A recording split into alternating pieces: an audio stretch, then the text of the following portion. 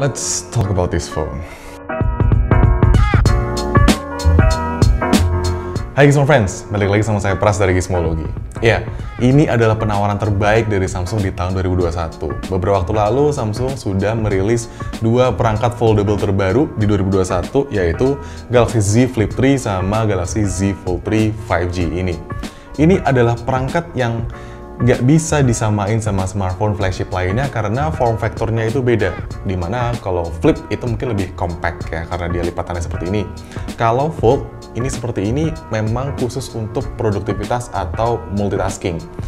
Nah, tahun lalu saya sempat menjajal Galaxy Z Fold 2, cuman waktu itu cuma diminjemin 24 jam aja. Nah, kali ini Z Fold 3 ini sempat saya pakai sebagai daily driver kurang lebih 1 minggu lebih beberapa hari lah. Jadi saya benar-benar bisa ngerasain gimana rasanya pakai perangkat foldable terbaik dari Samsung dan apakah itu benar-benar menunjang produktivitas saya sehari-hari. Kurang lebihnya saya bisa bilang kalau pengalaman menggunakan smartphone itu beda banget sama handphone lain. Tapi dengan bandrol harga 25 jutaan, sayangnya semuanya masih belum sempurna. Nah, apa aja yang perlu kamu ketahui nanti akan saya sampaikan. Tapi sebelum itu, kalau Gizmo Friends baru join channel ini, jangan lupa untuk subscribe dan nyalain lonceng notifikasinya biar kamu gak ketinggalan konten-konten terbaru dari Gizmologi. Kalau udah, langsung aja, ini dia poin-poin penting yang perlu kamu tahu tentang Galaxy Z Fold 3 5G.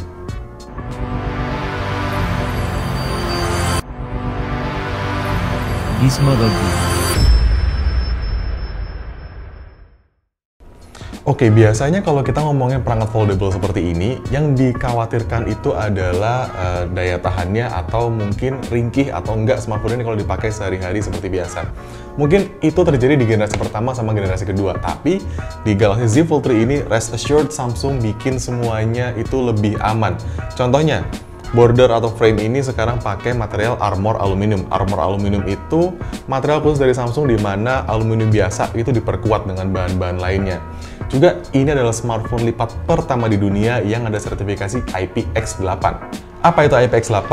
8 itu berarti dia tahan air sampai kedalaman 1,5 meter dalam waktu 30 menit. Cuman kalau X itu berarti dia belum ada sertifikasi tahan debu.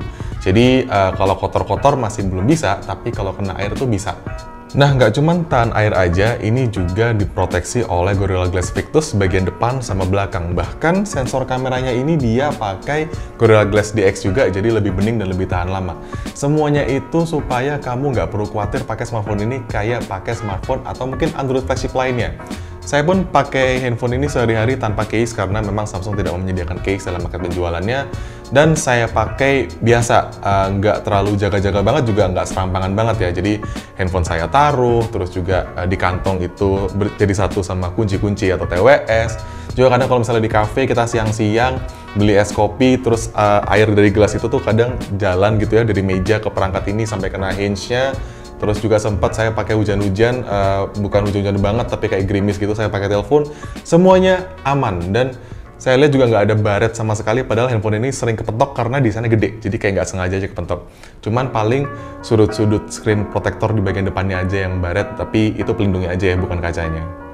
Jadi untuk durability, kamu nggak perlu terlalu khawatir. Bahkan Samsung itu udah ngetes bagian dalam hinge-nya atau bagian dalam layarnya ini, dia udah ngetes pakai soda, tapi bukan berarti itu bisa kamu contoh ya. Cuman mungkin nunjukin aja supaya emang smartphone ini tahan air karena di bagian luar dan dalam itu sudah ada lapisan khusus. Baik di bagian dalam hinge-nya ini, kabel-kabelnya itu juga udah ada lapisan khusus supaya dia aman walaupun terkena air. Memang ketika kita pegang seperti ini, dia seperti ada gap-nya ini antar hinge bagian bodi atas sama bawah. Tapi again, layar luar sama layar dalam sama-sama dibikin anti air. Dan juga smartphone ini sekarang sudah sedikit lebih kecil sama lebih tipis. Dan bobotnya sekarang 270 gram. Masih relatif lebih berat dibandingkan smartphone flagship lainnya, tapi dari seri sebelumnya udah lebih ringan. Dari desain tentu kita bisa lanjut ke bagian layar, di mana Galaxy Z Fold 3 ini punya dua layar. Yang utama adalah cover screen ini, dia dimensinya 6,2 inch. Memang kesannya besar, tapi sebenarnya rasionya ini tinggi. Nah, efek rasio tinggi itu apa? Jadi kalau misalnya Gizmo Friends sudah biasa ngetik nih di layar iPhone 6 atau mungkin Android dengan layar 6 inci lainnya, kalau ke Z Fold 3 itu bakal terasa agak cramp atau seperti kekecilan keyboardnya karena rasio layarnya ini narrow ya, jadi dia nggak lebar gitu. alias keyboardnya kecil seperti ini. Efeknya perlu penyesuaian, kecuali kamu pindah dari iPhone 4 atau iPhone 5 langsung ke sini. Tapi kayaknya very unlikely, jadi perlu pembiasaan. Atau mungkin kamu bisa pakai gestur swipe aja biar ngetiknya tuh lebih nyaman. Sebenarnya ada banyak yang bisa kamu lakukan dari cover screen di Galaxy Fold 3 5G ini, membuat kamu nggak terlalu perlu sering mengakses layar dalamnya karena layar luarnya ini udah cukup bagus dan udah cukup lebar. Tapi tetap bintang dari smartphone ini adalah layar utamanya yang punya dimensi sangat besar di 7,6 inch.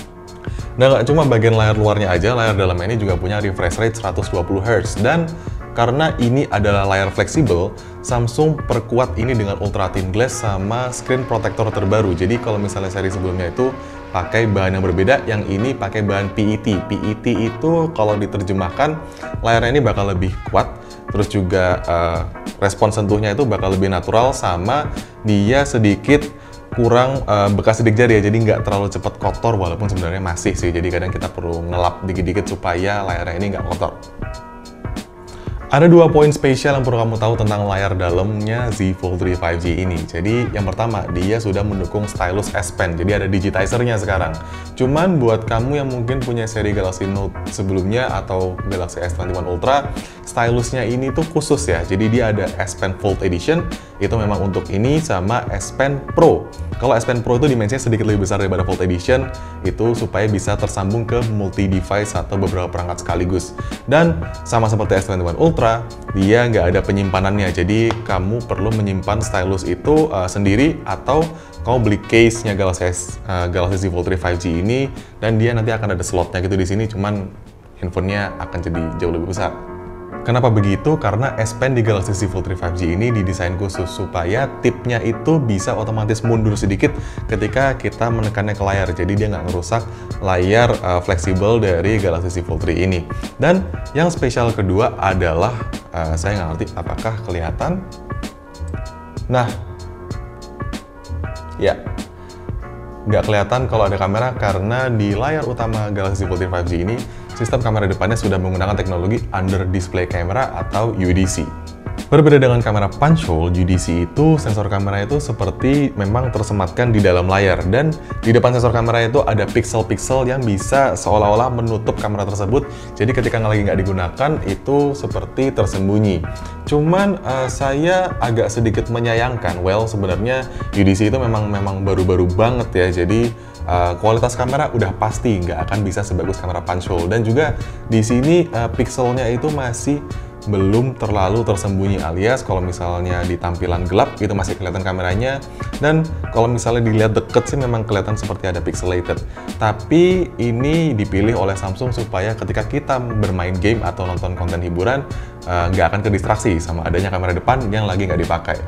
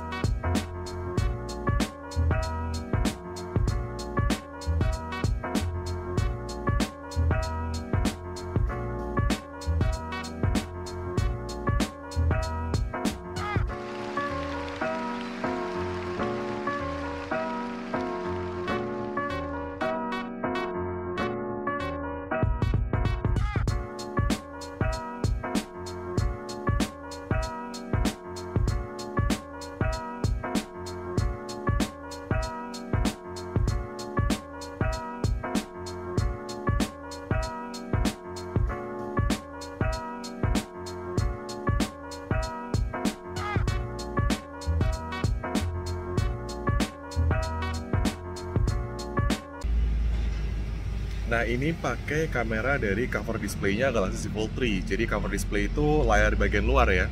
Ini ada kamera punch hole, resolusinya 10 megapiksel, diafragmanya 2.2.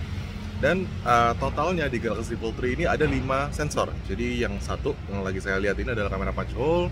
Di layar dalamnya itu ada under display camera yang jenis baru 4 megapiksel.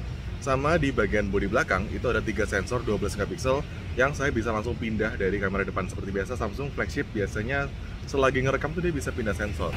Nah, ini saya pakai sensor kamera belakangnya, ini sensor utama, ini sensor ultra wide. Terus kita juga bisa ke sensor telefoto. Telefotonya ini 2 kali zoom. Jadi sensor utama sama telefoto itu bisa ada stabilisasi hardware atau OIS, sementara yang ultra wide-nya belum ada.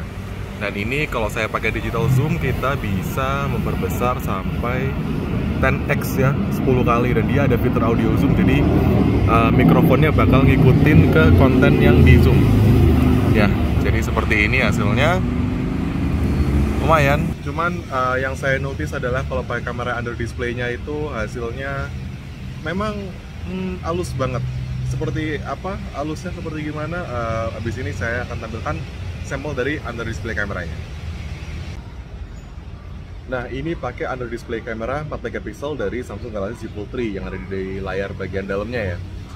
Kalau guys mau friends lihat di sini tone-nya itu agak sedikit purplish, terus detailnya juga agak kurang, dan ini lagi kondisi cahaya yang benar-benar pas banget di depan saya. Kalau dia backlight, jadi kayak gitu. Jadi langsung kelihatan wash out kayak kaca kamera handphone yang lagi ngembun atau belum dibersihin gitu ya. Tapi kalau kondisi pencahayaan optimal seperti ini. Jadi ini adalah hasil, kayaknya sih ini hasil paling maksimumnya dari kamera under display-nya Z Fold 3 ini. Cuman memang keuntungannya kamera ini kita bisa taruh seperti ini. Cuman jadinya agak low angle ya kalau mejanya kerendahan. Jadi kita bisa mau vlog atau apapun bisa, tapi ya memang bisa pakai kamera belakang sih, cuma kita nggak bisa lihat layarnya aja ya. Jadi memang kamera under display ini cocoknya cuma buat zoom meeting aja. Kalau zoom meeting kan nggak terlalu butuh detail yang tinggi ya, jadi masih oke-oke aja. Tapi kalau bikin konten kayaknya mendingan pakai kamera depan yang ada di cover screen atau 3 sensor utama di kamera belakangnya. Dan sama seperti flagship Samsung pada umumnya, ada mode tambahan yaitu Director's View. Director's View itu seperti yang bisa lihat, ada kamera depan yang nampilin saya di sini, sama ada kamera belakang. Ini kamera belakang kayak lagi pakai ultra wide ya. Ini bisa saya geser. Sebenarnya bisa saya ganti split screen 50-50, tapi nggak bisa pas lagi ngerekam. Nah, ini saya bisa ganti ke sensor utama, sensor telefoto. Dan di sini ada thumbnailnya kalau di viewfinder ya, jadi saya bisa ngerti secara presisi sebelum saya ganti sensor itu masing-masing itu tangkapannya sebesar apa atau selebar apa gitu. Nah, jadi seperti ini hasilnya kalau pakai Director's View. Ini saya nemu ada mode video namanya portrait video, jadi ada beberapa efek blur yang bisa kita pilih. Bahkan kayaknya saya bisa ganti intensitasnya pas lagi ngerekam tuh.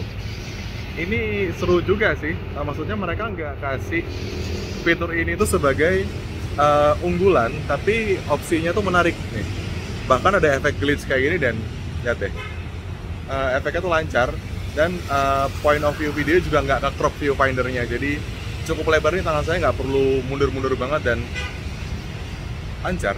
Ini seru sih fiturnya, saya nggak ngira bahkan bisa ganti intensitasnya pas lagi ngerekam.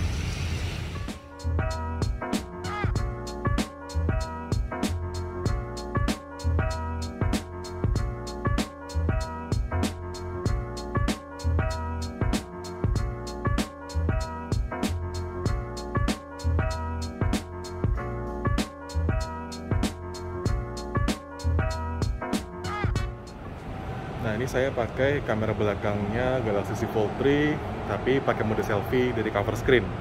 Jadi saya bisa lihat kamera langsung, terus juga ada previewnya di bagian bawah layar dari cover screen itu. Ya, ini pakai sensor ultra wide tanpa ngaktifin mode stabilisasi. Jadi standarnya kayak gini, sudah pakai stabilisasi bawaan. Dan ini sore-sore lagi di MRT, nungguin kereta yang sekarang jadwalnya udah selang 10 menit ya. Kemarin tuh sempat 20 menit dan sekarang udah bisa sampai jam setengah 10 kalau nggak salah. Nih, saya juga bisa pindah sensor, dan kalau butuh bahkan bisa pakai telefotonya. Telefotonya lumayan tajam ya, kalau misalnya kualitasnya kalau pencahayaannya cukup. Dan ini ada OIS-nya di telefoto, jadi kelihatan kan tetap stabil, karena biasanya lensa zoom itu kalau nggak ada OIS dia bakal gampang getar. Ini pakai sensor utamanya. Ini tangan saya paling jauh segini. Jadi kalau mau nyaman sih tinggal pakai ultra wide. Nah, nggak usah jauh-jauh tangannya. Cocok sih untuk kreator konten. Jadi nggak cuma buat productivity aja. Sensor kamera itu juga capable di cukup banyak kondisi pencahayaan. Just in case Gizmo Friends penasaran sama hasil kamera under display-nya, kalau ngerekam malam-malam itu kayak gini ya. Seperti yang saya bilang di artikel review, kamera ini kalau kena cahaya itu kayak kaca yang ngembun atau aus, jadi cahayanya kayak gitu. Dan ya memang kualitasnya ini cuman oke buat panggilan video call aja ya. Jadi kalau buat ngabadiin momen kayak gini agak kurang. Mending pakai kamera luarnya aja. Yang belum saya sampaikan dari kamera under display-nya Z Fold 3 ini adalah dia di mode foto itu cuman mode foto biasa sama video, nggak ada mode potret dan dual video atau yang lain. Kayaknya memang kamera depan ini cuman cocoknya buat Zoom meeting aja sih. Oke, jadi biasanya tuh saya nggak pernah bener-bener ngerekomendasiin tablet Android karena biasanya aplikasi Android itu kalau di layar besar itu cuma aplikasi versi smartphone yang diperbesar and that's it. Jadi kayak kurang memanfaatkan dimensi layar besarnya. Tapi One UI 3.1.1 di Galaxy Z Fold 3 ini bener-bener bikin experience untuk multitasking itu sangat menyenangkan, terutama di layar bagian dalamnya. Karena kamu bisa jalanin 3, 4 atau banyak sekali aplikasi yang dibagi-bagi dengan flex mode atau mode multitasking yang ada di Z Fold 3 5G ini. Jadi di Z Fold 3 5G ini ada pintasan di bagian ujung layar di mana kamu bisa drag and drop aplikasi itu mau kamu taruh multitasking di bagian mana. And that's it, kamu langsung bisa bagi 2 layar seperti ini. Dan ini bisa jadi 3 layar, kebagi 1, 2, 3, atau aplikasi keempatnya akan tampil sebagai floating atau pop-up window. Jadi Samsung sepertinya benar-benar memikirkan multitasking yang benar-benar di sini sangat efektif, apalagi kalau misalnya ditambah S Pen. Juga kalau misalnya nih, Gizmo Friends akses aplikasi seperti Notes dari Google Keep, layar smartphone ini bisa ditekan, bisa ditekuk seperti ini, dan bagian bawahnya akan tampil keyboard, lalu di bagian atasnya itu konten yang ingin kamu tulis. Jadi bisa seperti mini komputer, walaupun sebenarnya experience ngetik kayak gini tuh nggak terlalu menyenangkan. Jadi flex mode di Galaxy Z Fold 3 5G ini benar-benar memanfaatkan mekanisme layar lipatnya yang memang fleksibel ya. Jadi kamu bisa 90 derajat, bisa lebih-lebih dikit, dan dia akan stay nggak langsung lurus seperti itu. Jadi kayak gini, ini cocok buat Zoom call atau misalnya Google Duo. Jadi nanti panggilan dari yang lain tuh bakal tampil di layar atas, sama nonton konten YouTube pun juga gitu. Layar atasnya tampilin video YouTube, bawahnya juga kolom komen.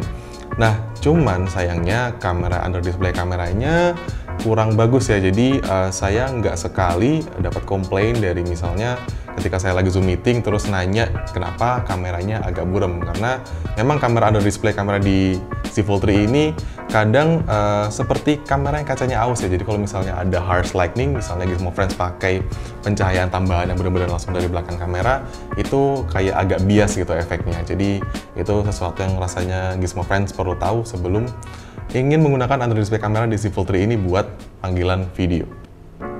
Nah, juga yang saya awalnya ragu terkait Z Fold 3 ini adalah performanya, karena ini form factor-nya beda. Dan dia dengan fitur multitasking tadi, saya takutnya itu aplikasinya bakal berjalan agak lag. Tapi ternyata enggak, karena memang sudah pakai chipset Snapdragon 888 dan juga RAM 12GB, sama penyimpanan internal sudah UFS 3.1, kapasitasnya 256 atau 512GB. Semuanya lancar.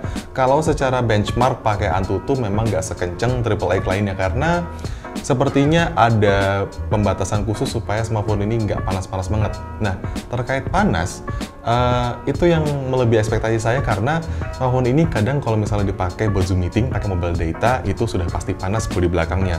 Atau misalnya dipakai mobile hotspot, layarnya pun mati, itu juga hangat, cenderung panas. Jadi concern lain, dan mungkin itu adalah alasan kenapa skor benchmarknya itu nggak terlalu tinggi. Tapi kalau dibuat main game sih lancar dan anget-anget aja, nggak sampai panas. Panasnya itu jarang, tapi juga nggak dingin, sesuatu yang mungkin Gizmo Friends perlu tahu.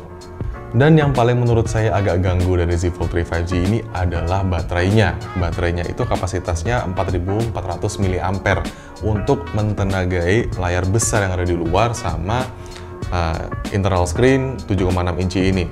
4400 mAh seharian bisa aja, tapi kalau Gizmo Friends mematikan banyak-banyak fitur seperti refresh rate tinggi, menyalakan power saver, nggak terlalu banyak akses layar dalam alias pakai layar luarnya aja, itu sebenarnya bisa aja sih. Cuman kan poin dari kita beli Z Fold 3 5G ini benar-benar productivity. Kita pengen melakukan semuanya dengan cepat dan mostly itu dilakukan dari layar dalamnya. Kita bisa buka dokumen, nggak perlu zoom in zoom out, kita bisa tanda tangan di layar dalam ini. Nah, dengan kapasitas baterai seperti itu, sebelum malam mungkin sekitar jam 7 jam 8 tuh udah perlu ngecas dengan screen on time 4 jam. Jadi itu kekurangannya form factor seperti ini biasanya menggunakan dua baterai, jadi agak tricky ya untuk memasukkan baterai besar di jenis perangkat seperti ini. Nah, ketika baterainya mau habis, dukungan fast chargingnya itu juga bukan yang paling kenceng di kelasnya. Jadi ini sudah mendukung super fast charging, tapi 25 watt, di mana sudah banyak Android lainnya yang bahkan sampai 65 watt dan itu di mid range. Jadi di Galaxy Fold 3 5G ini kalau setengah jam itu bisa mencapai sekitar 40%-an aja. Sementara untuk mengisi penuh butuh waktu sekitar 90 menit alias 1,5 jam. Dia bisa fast charging lewat kabel, juga bisa wireless charging dan reverse charging kalau misalnya butuh ngecas TWS tinggal ditaruh di bodi bagian belakangnya aja. Oke, kesimpulannya. Z Fold 3 5G ini nggak bisa kamu bandingin sama flagship lain, katakanlah misalnya ada iPhone 12 Pro Max di iBox, harganya juga ada varian yang hampir setara dengan Z Fold 3 5G di 20 jutaan. Itu dia dengan form factor seperti itu, kalau Z Fold 3 5G ini kasih experience yang benar-benar beda gitu. Dan ini memang mengutamakan produktivitas, jadi kalau misalnya Gizmo Friends pengen beli smartphone ini cuma buat kebutuhan hiburan aja, kayaknya sih kurang cocok, mungkin lebih cocok dengan Z Flip 3-nya aja yang lebih murah, sekitar 10 juta. Jadi nggak comparable sama flagship lain, dan juga ini tuh kasih apa ya, beda aja gitu ketika Gizmo Friends habis berinteraksi dengan layar dalamnya, terus nutup seperti ini tuh kayaknya tugasnya selesai gitu. Kita bisa melanjutkan tugas lainnya kayak habis nutup laptop and then we go out, kita melakukan kegiatan lain. Nggak tahu, rasanya kayak lebih sopan aja, mungkin ini nggak make sense ya, tapi itu sih yang saya rasain ketika pakai smartphone ini. Sayangnya, dengan harga paling murah di 25 juta, sebenarnya memang udah jauh lebih murah dari seri sebelumnya yang sampai 34 juta. Tapi dengan kita mengeluarkan budget segitu tuh, kita berharap punya smartphone yang 10 out of 10, yang semuanya sempurna, kamera segala macamnya. Kamera smartphone ini sebenarnya bagus, tapi bukan yang terbaik di kelasnya. Performanya juga oke, tapi masih kadang cukup panas ya ketika dipakai untuk Zoom meeting atau mobile hotspot. Baterainya juga bukan yang paling irit, dan pengisian daya juga bukan yang paling kenceng. Jadi poin-poin kecil itu sepertinya agak sangat disayangkan ya, masih ada di Galaxy Z Fold 3 5G ini. Walaupun peningkatannya pun juga udah banyak, sekarang lebih kuat, lebih tahan air, dan sudah mendukung S Pen, jadi Gizmo Friends nggak perlu bawa Galaxy Note sambil bawa Galaxy Fold 3 ini, cukup satu perangkat aja udah bisa. Dan kalau memang ada budgetnya, saya rasa nggak salah kok kalau misalnya mau membeli Galaxy Z Fold 3 5G ini. Oke, segitu aja testimoni saya menggunakan Galaxy Fold 3 5G. Ada banyak lagi yang saya sampaikan di artikel reviewnya. Saya menghabiskan banyak waktu di situ, jadi Gizmo Friends kalau mau ngecek bisa langsung ke gizmologi.id aja. Kalau misalnya ada pertanyaan tentang smartphone ini, drop aja komen di bawah, atau bisa mention saya di Instagram dan Twitter @gizmologi. Saya Pras, sampai ketemu di video-video berikutnya.